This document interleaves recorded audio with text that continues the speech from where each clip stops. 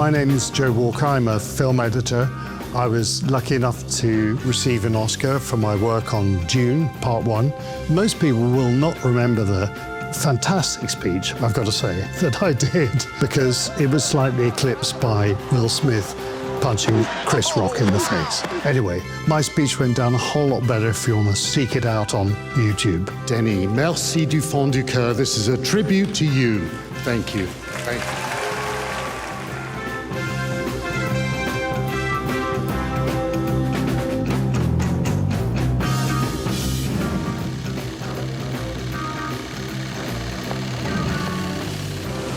I grew up in West London in the 60s.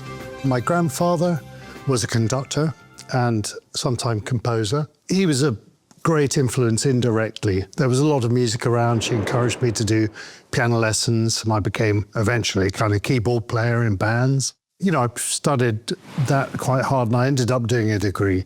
But long before that, there was an interest in film that I'm very lucky about, because my parents in the 1950s were given a home movie camera and a projector as a wedding present in '57. And it was a beautiful little handheld 8mm, and it was very rickety, but we loved it. It was a really big event to, like we see now, look up on a screen, and I'd been looking at something a little bit like this.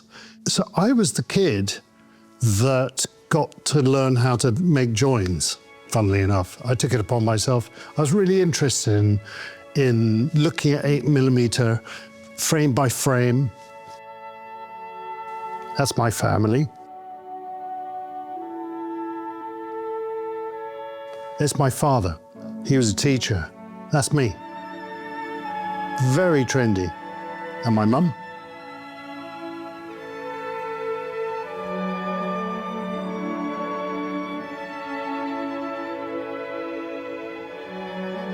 I was the youngest in the family, so I got to spend a lot of time entertaining my mum alone. You know what I mean? It's a special position to be the youngest. You don't have to share your time. This is my first film. I made, if you can call it a film, it's just a load of puppets and a self-portrait with some fangs. Anyway, there you go. This, I've got to tell you, while we're here, I bought my own camera with the money from a paper round, and I was determined to catch Roscoe Tanner's service in Wimbledon. He was an American tennis player. He had the fastest serve in Wimbledon. So I bought a camera that could slow things down. It would record at 64 frames a second rather than 16, which is normal for 8mm. But the only problem I didn't realize is it's mechanical and it makes a sound like brrr. So he lined up and he took his shot and I took mine, and it completely ruined his serve.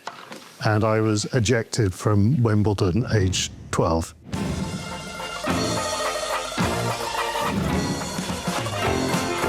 At the same time, there was a lot of animation, really great animation on television at the time. For example, there was a guy called Bob Godfrey who had a movie emporium. That was his company, and he kind of decorated all of our childhoods with these fantastically jagged cartoons like Rhubarb. Anyway, long story short, he actually wrote a book and a TV series which had Terry Gilliam in. I was a huge fan at the time. And it showed a kid how they can make a cartoon. It sort of brought it down to the level of a 11, 12-year-old, which I was then. It's really liberating for a kid to sort of see this and to think, oh, I could try animation myself. I did make animations when I was a kid.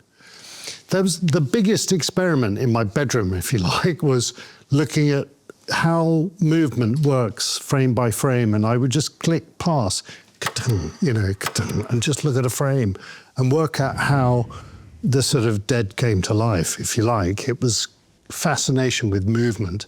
And I bought little 8mm films and analysed them, and I used to kind of play them slow, and I'd play music really slow. So kind of it remains with me, that sort of mood that you get slightly depressed when you're 11 if you do that too much.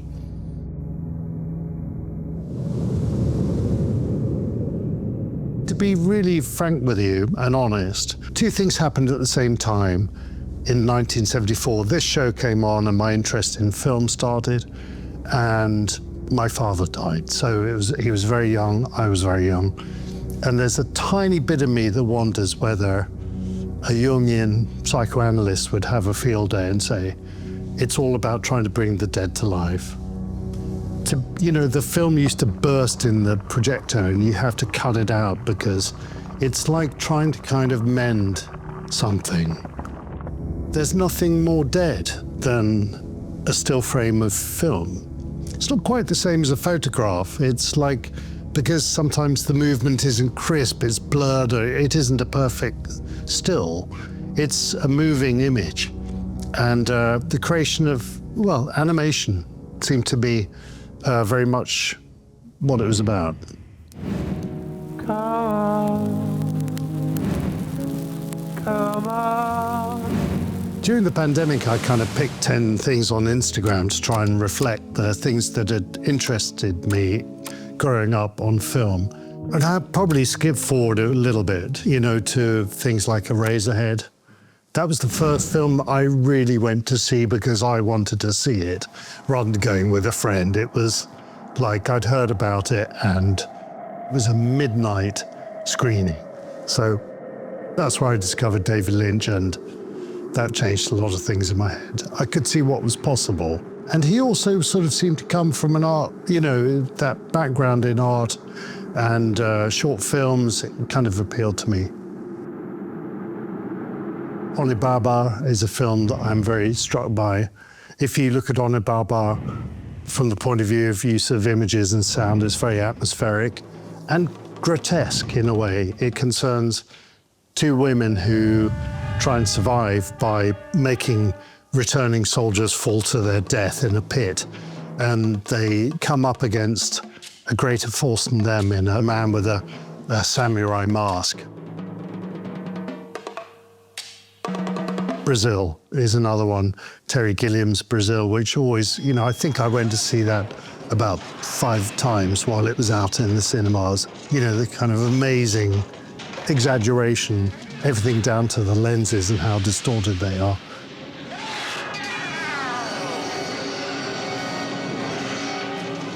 Hedgehog in the Fog is it's a sublime piece of animation. Yuri Norstein, Russian animator, who seems to have kind of given up at some point, is a beautiful children's tale, but he shot things on planes of glass, and he was able to deliver a kind of fog effect.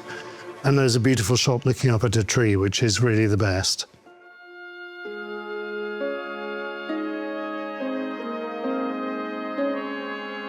It's kind of worth having children just to be able to introduce them to films like that.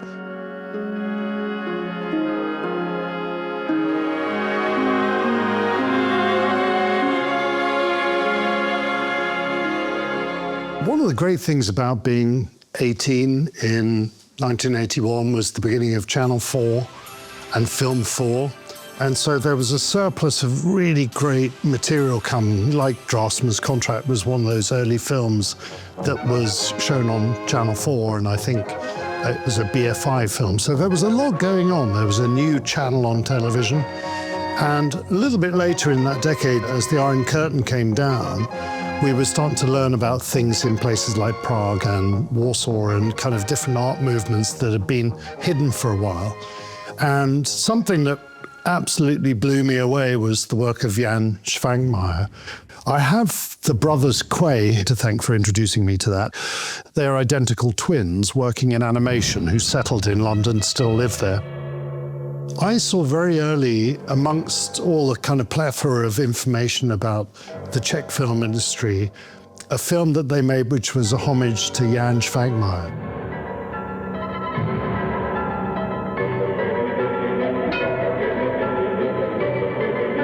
One of the things I was really struck by was this credit, which credited the music, which I'd loved beyond any music I'd ever heard up until that point.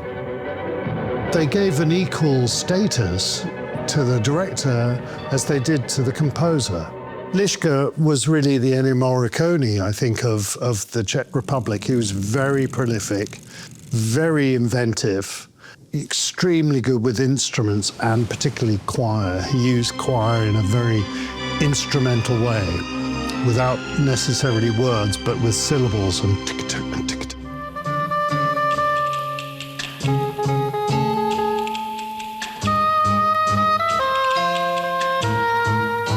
I started to see his name and it became a kind of guarantee of quality. One of the great things that came out of it is it forged a friendship with the brothers Quay, who I've always admired. I love their stuff, sans pareil. And I was very, very lucky. I got a chance to write some music for them. And it's only a small thing. Kinoteca, it was in 2008, we did a little ident for a film festival. And I still think that that is a point where if I'd wanted to retire, I could have retired very, very happy. This is really a piece of music in the style of Liška.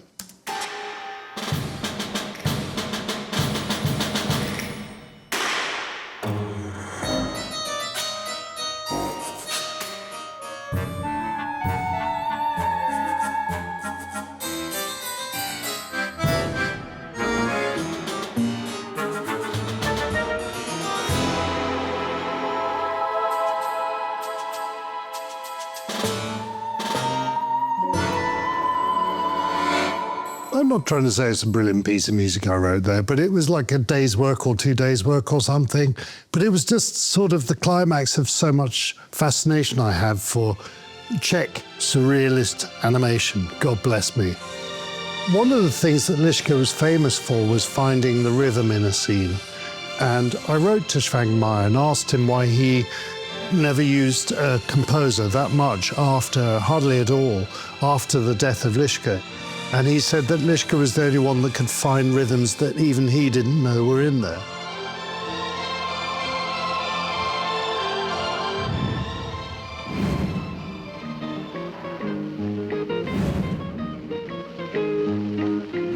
The culture is much more immediate now. When I try to get a job after studying music, the only contact I had with an editor was that I knew somebody who was in a photocopying room, and the boss had a niece who was working as an assistant film editor.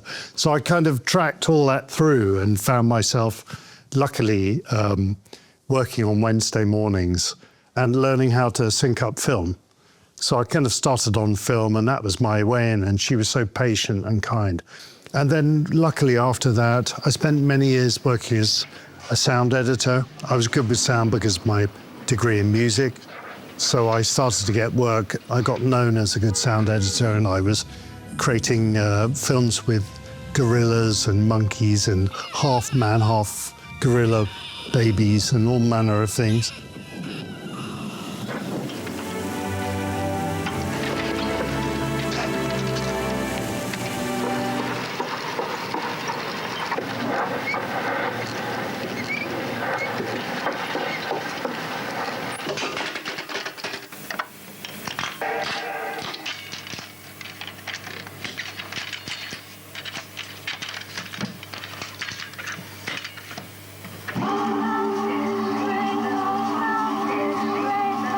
Then when I settled down, I wanted to actually learn how to cut.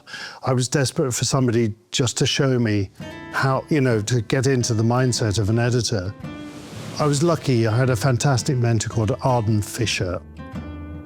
A very good example was we were working on a show called The Old Devils, and there was a scene, it's probably not like this, but memory is a funny thing. But I remember they shot 3 close-ups of 3 old men having an argument in a pub. And they had one wide shot, and I think they had a detail shot of a cigarette being tapped out, something like that. So basically 5 shots. Arden sort of let me have a go cutting it, and I spent the day cutting it, and I tried very hard to kind of make all of the close-ups work. It was very funny dialogue, and they were comedic performers. I was like a pool of sweat on the floor at the end of the day because I was trying to make every little frame accurate reaction and, you know, to keep it moving. And he took a look at it, and he sort of put it up on his bench, and he was playing it. And he said, you know, yeah, it's not bad, it's not bad, it's not bad. I'd started with the wide shot, and then I got into the close-ups. And he said, could you put the wide shot back together again? Just play the whole wide shot. So I did that. We put it up on his bench. We just played it, and it's only the wide shot. He said, it's better. And you're kind of going, but all that work I did, and he said, it doesn't matter. I've got all of their reactions, all of the dialogue. It's funny, you've got their body language, and it's just as fast. You haven't made it faster. So that was a kind of lesson, which is, he taught me that just because they shot it doesn't mean to say you have to use it.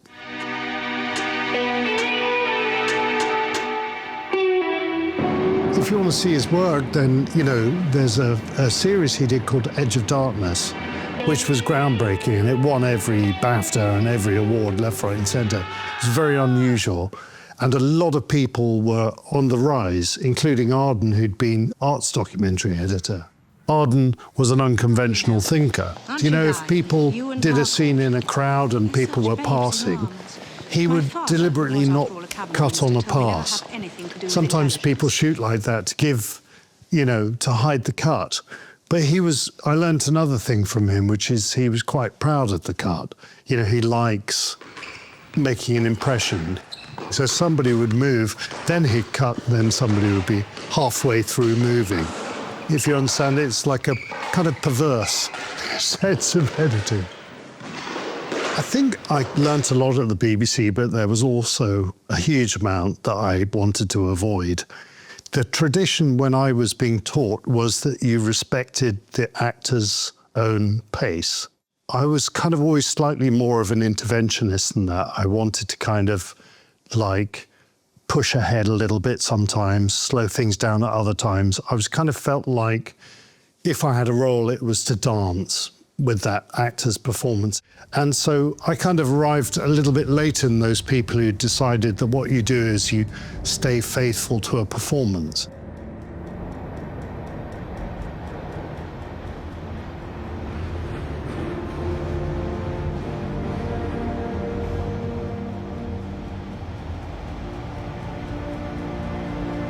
As if there's one magical performance, whereas I kind of found in my experience of cutting, then you would take the best bits of everything, and sometimes you'd take the picture from one take that was best for position or for focus or for lighting, and you take the sound from another. It was kind of routine to me, but there was a kind of purism that I tried to escape.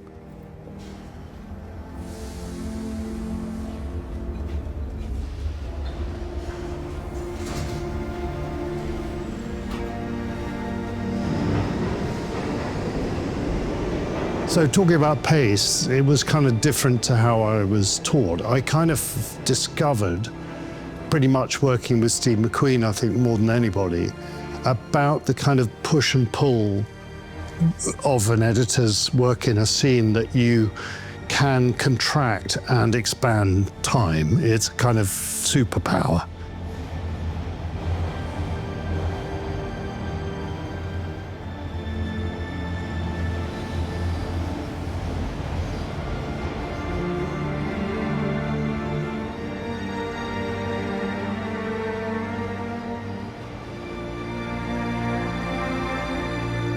You don't want to have kind of endless flat pace. You want to kind of vary the pace in order to be able to enjoy the tension of things that are sometimes held longer. Holding a shot longer is sometimes like staying silent in a conversation, which can be painful. It can be a little bit tense.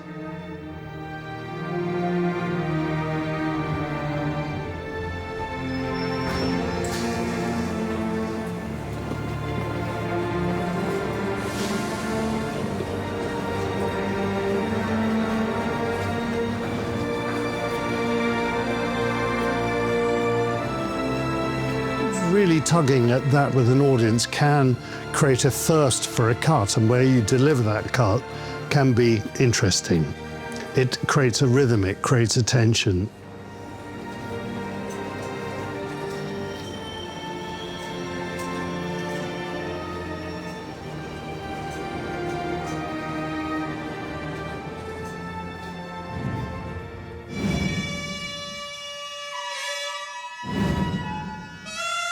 Music is also in an abusive relationship with film. To kind of really give music a great chance in a film, perhaps the best way to try and do that in editing terms is not to use it. Is like not to use music at all, but to really kind of work on sound effects and space and silence and find a rhythm, try to get a rhythm going before you then start applying music.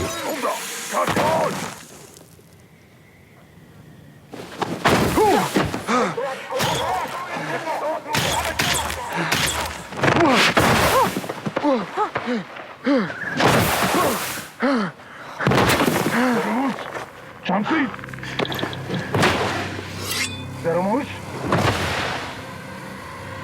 I think it's almost inevitable that you end up using temp music, and it's a way of starting the conversation with the composer in a way without leading them too heavily. Really the best thing to do sometimes is to cut with temp music and then throw it away. But it's a reference if, you know, somebody wants to know what the tempo of the original music, because, you know, you get attached to temp music. You're trying to kind of balance not making everybody addicted to a good piece of music. I mean, after all, do they like the film or do they like John Williams that you're using as your temp track? I can make anything look really good with a piece of Hans Zimmer, honestly. You know, if you just have a terrible iPhone shot and it's an old lady dropping her shopping in the street, I can make you cry.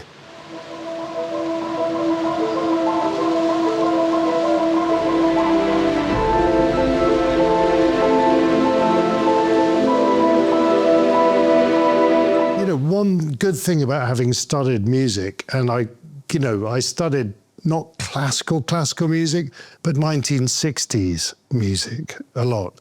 So Ligeti, Lutosławski, Penderecki, kind of untypical music. And so on 12 Years a Slave, I could use a temp track that nobody had ever used before. You know, I used a little bit of a Dutch composer called Louis Andriessen.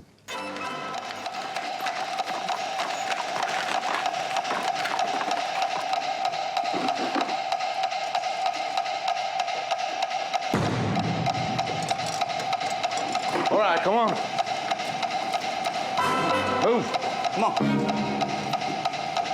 Come on, child. Come on. Follow your mama. Come on, boy. Come on, up these stairs. Get out of that wagon. Come on. Come on, move it. Let's go, come on. Up the stairs. Come on, let's go. I think I deliberately chose a upfront piece of music for a temp track there. Something that's actually a little bit musically spare. There's not too much melody or harmony. It's just sort of percussive.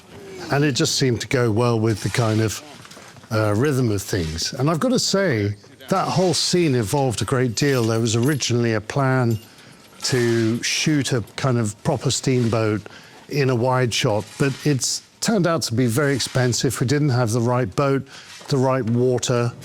There was so much that was wrong, and it ended up being a kind of fantastic shot of the blades of the steamboat, which I think is almost better.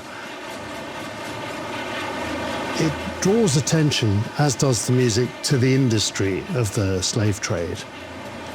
So you kind of have to work with music. It's impossible not to use temp tracks all the time. I just fight it as much as I can to give everybody a chance. Gagaku, for example. Gagaku is a Japanese ritual music for a small number of players with a very plaintive shakuhachi melody, and it's very slow-moving cloud harmony. Players use continuous breathing, so it's this constant shifting cloud with a very plaintive, painful kind of melody and a very slow passage in the percussion and the koto, I think it is, you know, plucked instrument, right? So it's kind of got the sense of a processional, and of course that ended up being sort of absorbed not that reluctantly by Johan Johansson when he came to write the tunnel scene in Arrival.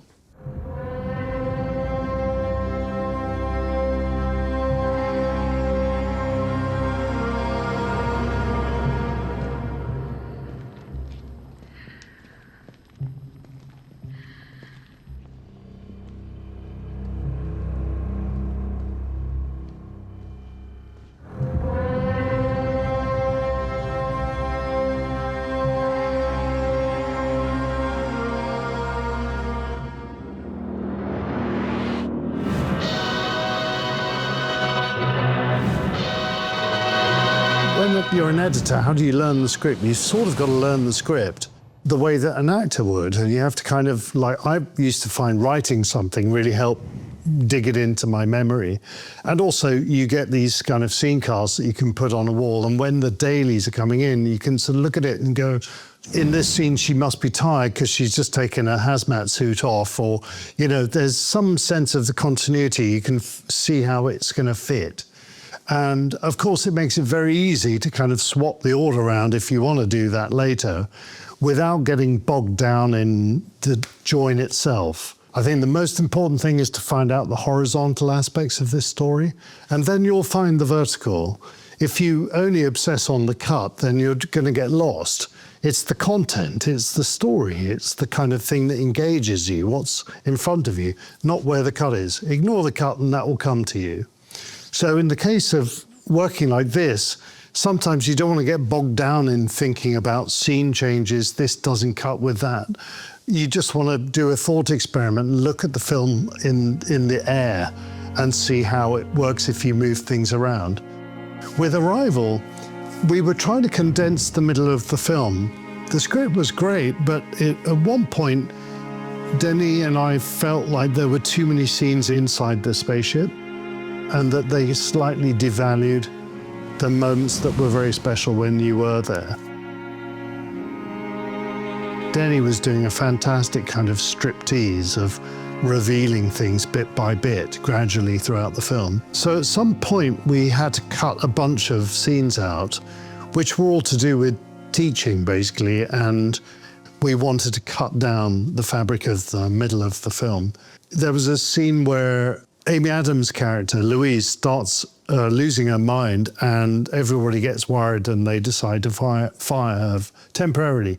And we had a simple scene where Ian comes in and talks to her, sits on the bed and interrogates her a little bit. They're very worried. I need some sleep, but I'm fine. Yeah. You know, I was doing some reading about this idea that if you immerse yourself into a foreign language, that you can actually rewire your brain. The Sapir-Whorf hypothesis. Hmm. The theory that it's the theory that the language you speak determines how you think, and Yeah, it affects how you see everything. It was. I'm curious. Are you dreaming in their language? Eventually, you'd cut to Forrest Whitaker and he'd say, okay, out you go. We're going to retire you. You need some rest. I may have had a few dreams, but I don't think that makes me unfit to do this job.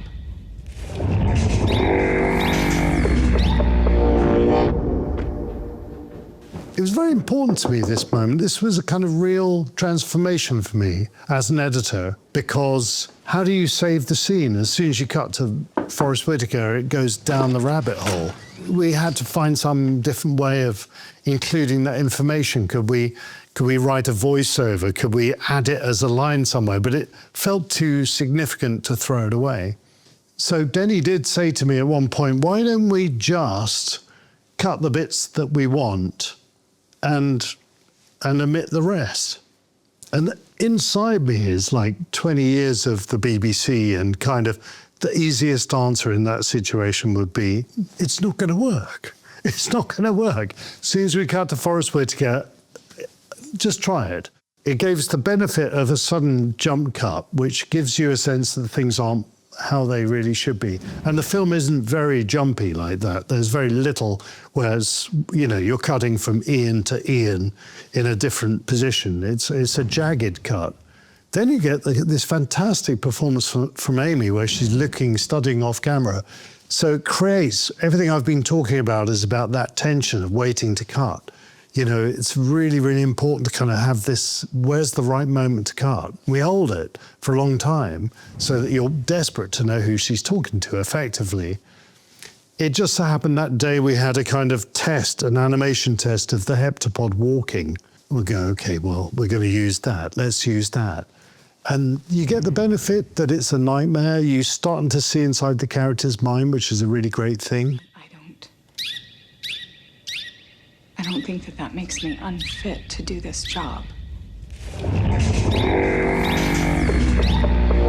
I learned a big lesson from a film called The Mystère de Picasso, it's a film that shows Picasso painting on a lens.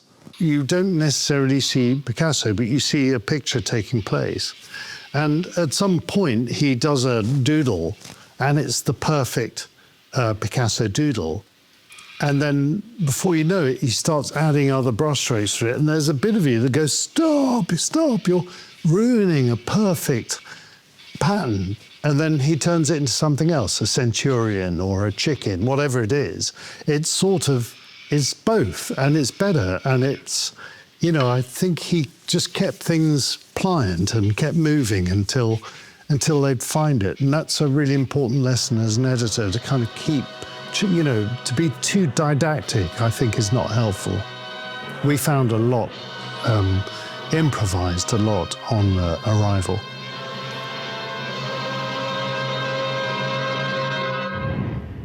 Start spreading. When to be on a close-up, when to be on a wide shot, these are kind of key decisions in a drama scene when you're cutting. And I think one of the things that Arden really taught me was to make every cut like your last dollar. Just to really be selective about what you show and to kind of make the interplay, to play with that tension that I'm trying to kind of harvest in a scene. The tension which is sometimes, when am I going to cut? You know, the balance between somebody saying something in vision, which is always a very strong card, and somebody listening, and to make sure that there's some balance and that there's some tension sometimes involved in waiting for that moment. I mean, working with Steve McQueen really gave me an opportunity because of the way that he shoots things. He will always go with the minimum number of shots. If he could do it all in one shot, he would, and often did. You know, famously in Hunger, we have a 17.5-minute long 2-shot. As an editor, you're cheating like hell, you're speeding things up, you're slowing things down, you're substituting the audio, you might even be using ADR, all these tricks. But the fundamental rhythm of the cut's very important, and I've always had the attitude to kind of wait for the right moment, to be in the right place at the right time. I mean, Shame is a good example. This is a scene where Michael Fassbender's character takes his boss to see his sister sing. Really? She's just given a performance of New York up in the Standard Hotel. Okay, I'm really sorry about that. He's had a rough day at work. I think he's a little bit emotional right now. Yeah. So you guys grew up in Jersey? Yeah. You still live there? God. By the way, I love good. the way it's shot. That's good. And the actors aren't overly all over the concerned place. with presenting to the camera. It's the last city you... And as a result, you've got a big negative space in the Angeles. middle of the film, which is the brother. So, I mean, I'm going back. you know, while his Love it. boss is No, sneakily fucking drive. flirting with his Wait a minute, sister, you can't which drive? is an uncomfortable thing for him, I we're kind of tried reminded to. of him all the way through this How shot, old were you when which you is quit why I driving? kind of chose to cut on this angle. Wait a minute. And how do you get along in Los Angeles? I took the bus. No. Look, girl. There's like, you enough cannot going be on taking in the this bus. shot, you know, the shift of focus, not to worry about cutting or to go into a close-up or something like that. Was. All right, we got a problem.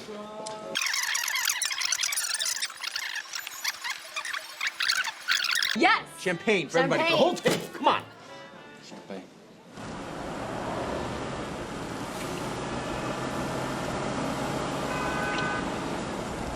It's kind of interesting that's playing with where the audience is. If you're sort of parallel to the audience or slightly ahead of them, it creates some interesting dynamics. In this scene, for example, Steve, thank God Steve is brilliant because he shot a really elaborate night shoot outside the hotel on the High Line in New York, and they walked past ice skating rink, you know, there was ice skaters, and it was very Jules et Jim, and they hailed a cab and they got it, and they were more drunk than they had been. So it was a kind of step between the bar scene and this scene where his boss has got his tongue down her throat.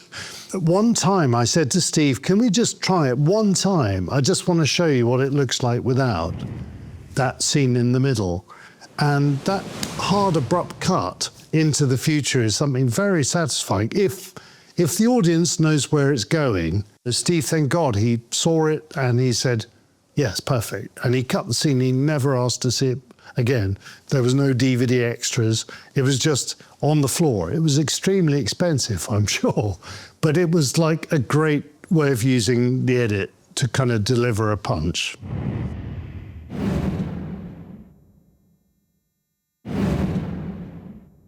I've got a number of young editors that I look after and I'm a mentor to now. And of course, you know, the biggest question I get is, how do I get a break from this into that? You know, how do you move from one world of maybe cutting reality TV to cutting in drama feature films? Or, you know, how do I get into cutting ballet? Whatever it may be, those kind of moments of trying to kind of move across or move up are sometimes really difficult.